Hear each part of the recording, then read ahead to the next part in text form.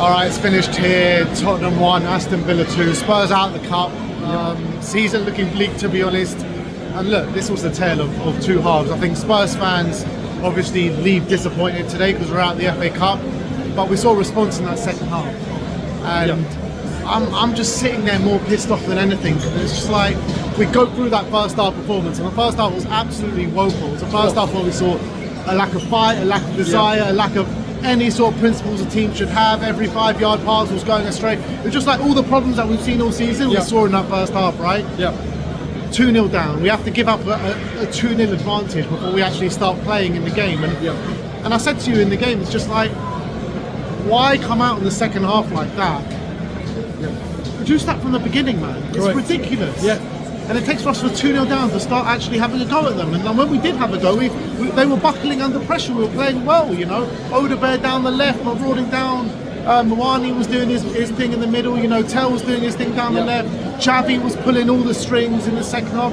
Why can we not have that intensity in the second half? Because in the second half, we basically played how we want a home team to play. Yeah, look, we could have created more chances, you know, but we played on the front foot.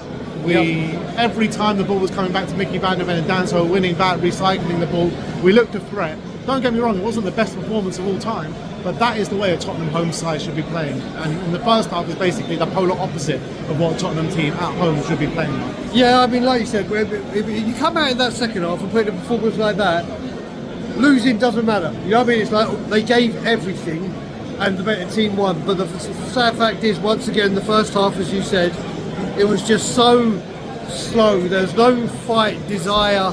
You could feel the tension around the ground. And obviously they scored 2 goals at will. Let's face it, the 2 goals, they found it very, very easy to just cut through us. And obviously there were fans near us shouting you're getting sacked in the morning, weren't there? And not just by our section, sections it was around. threatening to get very toxic.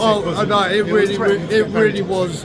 And obviously, literally, we couldn't get anything the first time. We had a disallowed goal by Mwani, I believe it was. We don't know if it was offside from where we were. But the second half, my God, they came out fighting. My God, they must have had a rocket lit up their arse. Whether it was the players, Frank, whatever, they came out ready to do battle. And battle they did. Odegaard, like you said, was putting in a shift. Tell, who again, do you know what? Tell deserves, he's had to take a lot of stick. He deserves a lot of credit for his recent performances, his drive, his determination, his set pieces. Xavi came alive. They just looked like they wanted to fight. They just looked like you said, we needed to capitalise on that momentum. And Xavi's goal, I don't think was offside. Obviously, we don't get the replays. It's hard to tell when you've only seen it once. Exactly. But the second half, you could grab something. But it was the intent. The intent was just so much different. And there, people say we're 2-0 down, we're chasing the game. What we got to lose? Second half, Tottenham with Conte. Yeah, but this is what I'm saying. It's just like, he's got it in him. He's got it in him to play like this. But he doesn't have it in him to play like that from the start. Correct. So it's just like, we know that he can produce actually good football when he wants to. That's the most frustrating thing about it, right? So why play so sluggish in the first half? Is it a player thing? Did the players come out sluggish, or were the tactics just, you know, sluggish and sit back and just wait for, you know, for Spurs to create a bit of space in the Villa half? Like, what was it? Is it an instruction? That's the $64 million question, isn't it? Because you look at it, and as you said, the first half, again, like Conte, but the second half they came out fighting. But I don't understand, like you said, why did they not come out that passion? And you heard, as soon as they did that, the fans were incredible in the second half. They were literally the 12 men roaring everything on. They came out and it was like a different team. The atmosphere was very good in the second half. Second half was amazing. First half was a little bit left to be decided. We were in the biggest section and it was a little bit left to be decided. But they showed something in that first half. Now why, if they do that in the first half, if they can come out and show that drive, that desire, they get the fans on board. And it was just so slow. But look, the second half happened, and listen, Aston Villa are a fantastic team. When they can take off Kamara and bring on WeAreTottenhamTV. WeAreTottenhamTV, is that even his real name? WeAreTottenhamTV. That's it, Yari Lippman from Liverpool. But that's the thing, they can bring on pure quality. We were struggling to do that, but the players put in a shift in the second half. But it's another year without bringing this cup home. Yeah. It was just a strange dynamic, wasn't it? Because in the first half, like you said, sacked in the morning chance to Frank, and people were booing and everything. And from the second half, it was just like the whole of the South Stand roaring every touch and every tackle. Like, that is what a Spurs home game should be like. What it was in the second half. Completely. And look, as much as you want to commend them for the second half display, and it's just like, it means nothing when you have to go through the first half to get there. You know what I mean? So that's the hard thing about it. So Frank is going to stay under a lot of pressure, regardless of. Let's be honest. I said to you at 2-0, this is going to finish 2-1. We'll score when we're on top now, and we'll fail to make the possession count, and then the game will neutralise it. That's exactly how it played out. Pretty much word for word how I said to you. So look, if you don't score when you're on top against a class side like Aston Villa, you're not going to go and win the game. And we left ourselves way too much to do. Right. Big up to Kevin Danso, because I thought he was absolutely fantastic in that second half. Vicky van der Ven as well. I think they formed quite a good partnership, to be honest, with them two together. Mate, I quite like the dynamic. I'm going to do something right here, right now.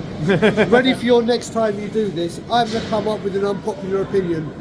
We look more solid with Danso van der Ven. Danso for Romero. We look more solid. I don't care if it's like, we look more solid. Everyone will know I'm a huge Kevin Danso fan. But we miss a lot on the ball when we do. That part we do, but like I said, I mean, we conceded those 2 goals, but Kevin Danso, his aerial ability, his fight, his desire, and he's not as rash. He really does. And I think, honestly, Romero, look, he's our captain, and like you said, on the ball, he offers so much. But I think we look more solid and more of a unity when those two are together. And a big shout out to Ben Davies again. Yeah, he was fantastic. Again, I think the whole of the back four played well. I think Porro, second half was good. Yeah, his first half, his passing was just, what we've seen from Porro this season. The second half, I thought, he came alive and he was fantastic. And then you move into the midfield, I thought João Palhinha was absolutely a brick wall. Second half, Jesus. I mean, João Palhinha, you could tell he really wanted it in that second half, João. And, he was contesting for every challenge, winning every ball. How many times did João Palhinha give away a foul when we had this exact same motion happen to us time and time again? It felt like João Palhinha was being held to a different standard to the referees than anyone else on the pitch, man. It really felt like Xavi had it a couple of times as well when they gave it a free kick against him when he's been fouled. There are so many. It's like not just once or twice. Like in the last 10 minutes, I kept looking up at the clock, and it was just like every minute I looked at the clock, one of those decisions happened. It was just like so stop-start. But that's what Villa wanted to do in the second half. The dark they arts, knew exactly we were on top of them, and they wanted to slow it down, and they wanted to practice those dark arts, as you say. Correct. Villa. This was always going to be a tough game, no matter what. No matter whether the crap around the club at the moment with the owner, the managers, incomings, outgoings. Villa is a damn tough opponent this season. They're a brilliantly managed club. They've got star quality throughout. Watkins on the bench that can come on, like said Tillemans. They have quality running through their squad, and they're on a. All right, they had that defeat to Arsenal, but they are playing some great stuff, and they just get stronger. Now is qualifying for the Champions League, isn't it? Just to get into the knockout stage. Season's done. Yeah. So look, how do you assess that then after the game when you're looking forward and you're looking to the future? Like, are you leaving here? I know we're out the FA Cup, and the FA Cup's very important to you, but in terms of the performance, like, what are you thinking now, like, moving forward? Is any changed opinions or anything like that? Look, I mean, first of all, let's just say thank God Solanke's back. We've now got an option up top, and hopefully he can get a consistent amount of games, and we can see when Frank was saying I need him, what he can deliver. Not saying that if there's a better striker, go out and get them, but having Solanke back is big, especially because Richarlison looks like a hamstring. If we perform like we did in that second half constantly, and I mean for 90 minutes or 60, whatever, then there's something to build on, there's something to grow. But I don't think we can do it. We've shown it before, and no, we can do it. We can definitely do it because we've shown we can do it.